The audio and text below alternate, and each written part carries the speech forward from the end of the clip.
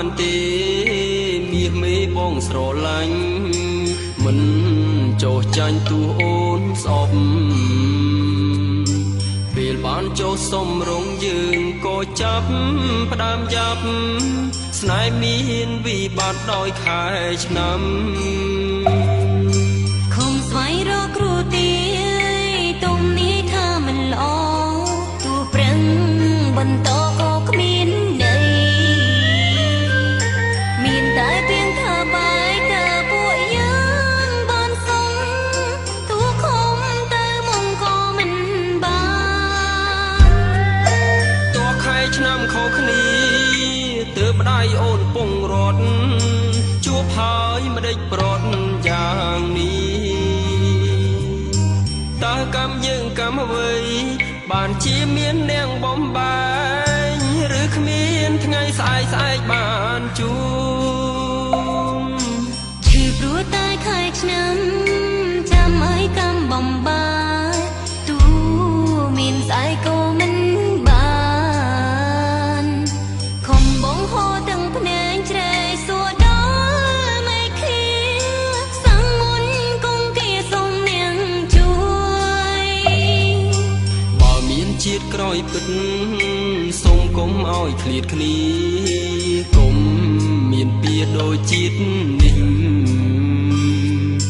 សូមជួបស្នេហាស្មងកុំឲ្យមានអ្នកឈឺសូមជួយដឹងឮដល់រូបខ្ញុំតួខែឆ្នាំខុសគ្នាទើបម្ដាយអូនពងរត់ជួបហើយម្ដេចប្រត់យ៉ាងនេះតើកម្មយើងកម្មអ្វីបានជាមាននាងបំបែងឬគ្មានថ្ងៃស្អែកបានជួប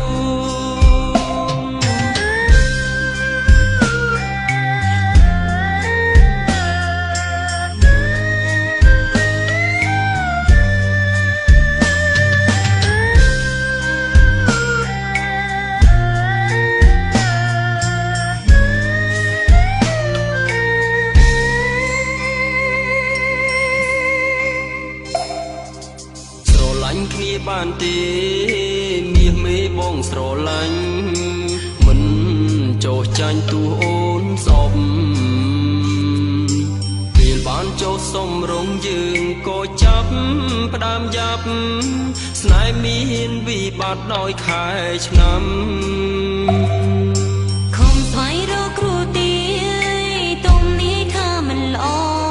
ទោះប្រឹងបន្តក៏គ្មានន័យមានតែเพียงថាបាយតែពួកយើងបានសុំទោះខំទៅមុំក៏មិនបាន